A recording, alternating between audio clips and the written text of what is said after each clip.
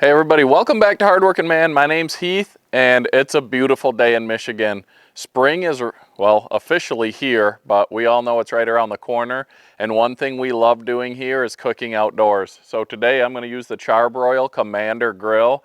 I bought this thing, I don't even know what, 6-7 years ago, and I love this thing. I got it for a couple $100 on sale at Meijer's, and it's like the green egg, but a cheaper version. One thing I really like about it is the dampers for the air intake and exhaust are right here, both where you can reach. And I use this thing for grilling, all real hardwood charcoal. I use it for smoking. So two of my favorite things to do, smoking and grilling outdoors.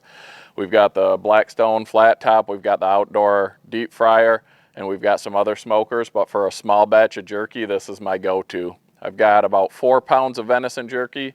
I've got it already marinated, and one of my favorite seasonings, this High Mountain Jerky Curing seasoning, the sweet and spicy mix. I love this. This package right here will do up to 15 pounds of whole muscle meat. And like I said, we have about 4 pounds. One thing with the hardwood charcoal, we haven't had a propane grill in probably 15 years. Ever since I switched to using hardwood charcoal and a regular charcoal grill, one of the key things for that is one of these electric fire or charcoal starters. You just put this in, put the charcoal on it, plug it in, and in about 15 minutes you have a nice bed of coals and you're ready to go. So let's get some of our hardwood charcoal in the Char-Broil Kamander series grill. We'll get some shagbark hickory here, knocked down into some small chunks so we can put it in. That's what we're going to use to smoke the jerky today. Get the rack filled, get the grill to temp about 160 degrees, and start smoking this jerky.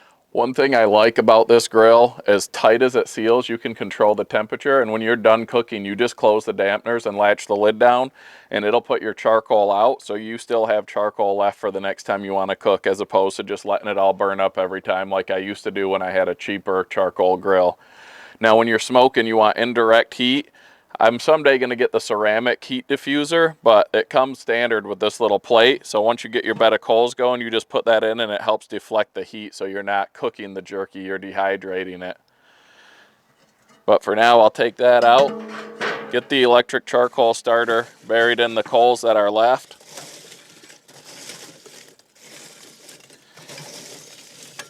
And then I'll add a little bit more of this hardwood charcoal. I haven't used briquettes in years. I just buy this hardwood charcoal. I mean, it seems to burn hotter, gives a great flavor even when you're not smoking. And it's just enjoyable to look out and see that little bit of smoke rolling out. And when you cook burgers or chicken or whatever you're doing, it just smells amazing. So we'll get that charcoal on, get it plugged in here.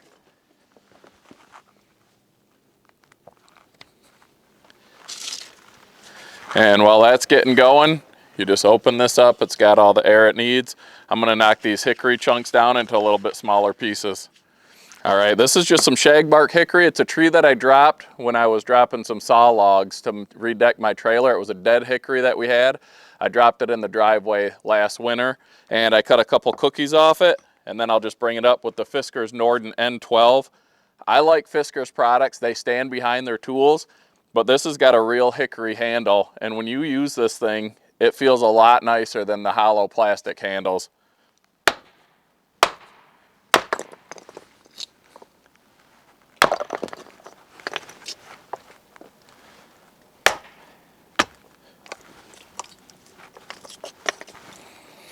Try not to hit these too hard so they don't go flying.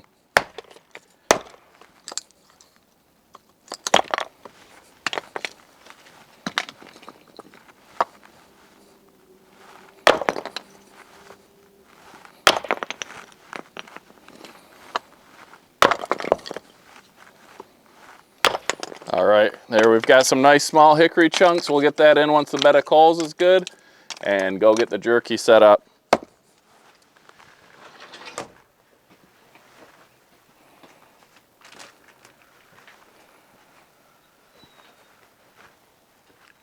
All right, so here we are. This is the Blackstone griddle. If you have a big family and you like cooking outside, this is a must-have. I love this thing. Not only do we use it for cooking, great for breakfast, for large meals, sliders, all that, But I use it when I deep fry because we have to make a lot of food for our big family. So when I'll turn this on low and I'll just throw the batch, one batch after another on the Blackstone. Some of the grease comes out of it. It stays warm, it stays crispy. Right now I'm using it, this is the grate from the grill, and the main grate, and then it's got this upper one. So when I'm smoking like this, 4 pounds of jerky, I'll fill both of these grates. But if you try to do it while it's on the grill, you're going to get your temperature way too high because it takes too long to load this thing up and too much air gets in and the charcoal just gets way too hot. And with those grills, once you let them get too hot, it's hard to get the temperature back down. So I'm going to take the jerky, I'm going to load up these grates here. So when I'm ready and I have the grill to temperature with the hickory in there smoking, I can just open it, set these grates in, close it, and keep my temperature.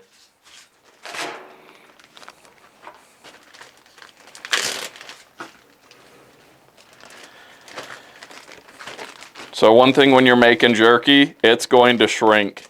So I try to get it a fairly uniform size and thickness so that they cook around the same temperature, I guess same amount in the same amount of time. But you'll see as we're making this jerky, as we go along, we'll pull it off as it's done. So you'll be taking it off, I guess, in like shifts. You'll come check and some will be done. You'll pull it off, you'll move it around. Because this isn't your highest quality grill, so you don't have perfect even temperatures everywhere. So you just keep an eye on it, keep moving it, and you end up with some amazing jerky. This is actually from Rachel's 10-point she shot last year, a beautiful 10-point buck. It's been in a few of our videos, I think on one of our lives. And this stuff's amazing during baseball season, sports, when you need a healthy snack to go. You just grab this and go. And if you've priced jerky in a store recently, it's insane. So this is a great way for us to have a nice, delicious snack that's good for us, and it's fun to make, in my opinion. Delicious and nutritious. Boom.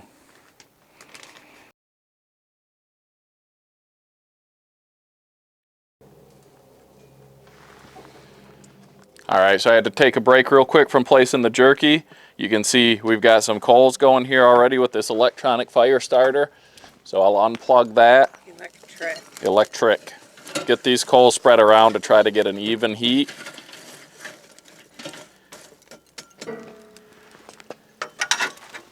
And get some of our hickory chunks in there.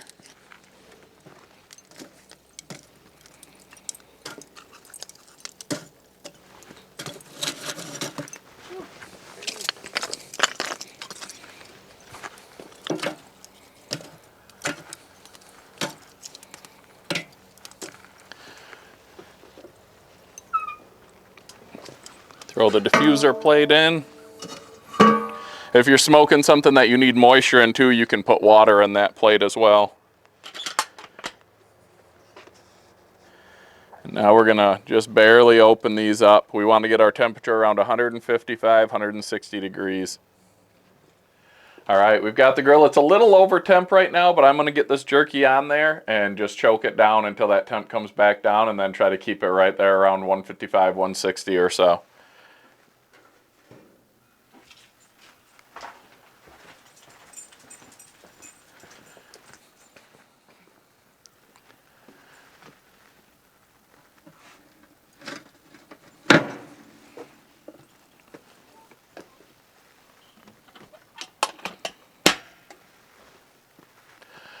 All right, let the magic happen.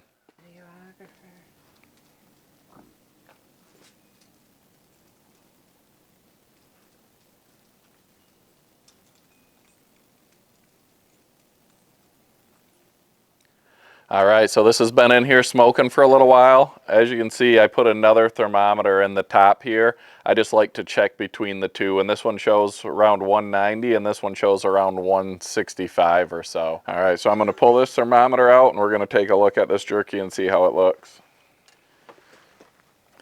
Now you have to do this fairly quick because if you let too much oxygen get in, it will raise your temperature up. You can see it all looks pretty good.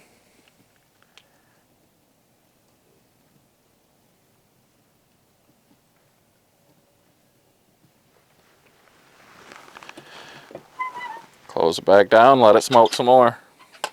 It smells amazing. If you guys could smell this, you would want to eat some right now. All right, so this happens a lot. Rachel will vouch for me. I think something's going to take an hour or two, and it takes much longer. So as you can see, I had to move the grill back into the patio area, which is normally where I have it, but we moved it out earlier tonight for better lighting while we were recording. But some of the jerky's done now. So what I do is I just go through and I just pull the pieces that are done, and I just, you know, test how firm they are. And then I'll pull the ones that are done off and move the ones that aren't done. Stand out of the light, maybe. So how do you know which ones are done or not? Just when you see how firm they are and when you look at them. So like this top rack didn't get done as quickly. I'll slide that out of the way. The ones on the outside usually get done a little bit sooner because of that heat deflector, so the heat rolls around it. Some people like their jerky really crispy. I like mine to be done, but not like eating charcoal. And then I'll take the pieces from the middle and move them towards the outside so they can finish up. Pretty sure you said this would be about an hour and a half. No, I said an hour to 2, but I said I didn't remember exactly because it's been a while since I made jerky. It's been a lot longer than 2 hours. It's been a lot more.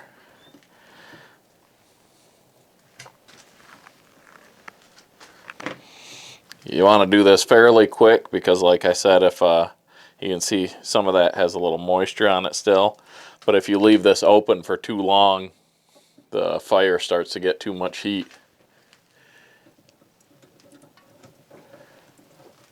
And the smoke's starting to get in my eyes.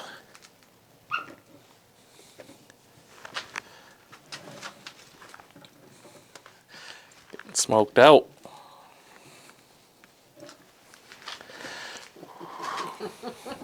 It's like a bad campfire. It is. We're gonna stink going to work. Eyes are smoking.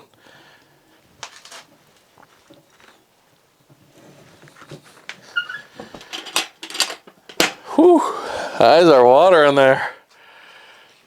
Then I'll just let that cool down, and then we'll get it vacuum sealed up. You can see my tears coming down from that smoke. We can't see it. Get it vacuum sealed up into small packages, throw some in the freezer, and when we're ready, we just grab one out, take it with us, and by the time we're ready to eat it, it's ready to go. So, all right, so here it is, guys, the finished product. It's not too dry, not too done, just done perfectly, and it tastes amazing.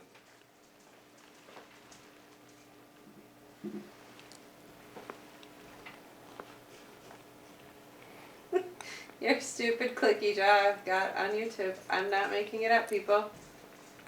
Very good.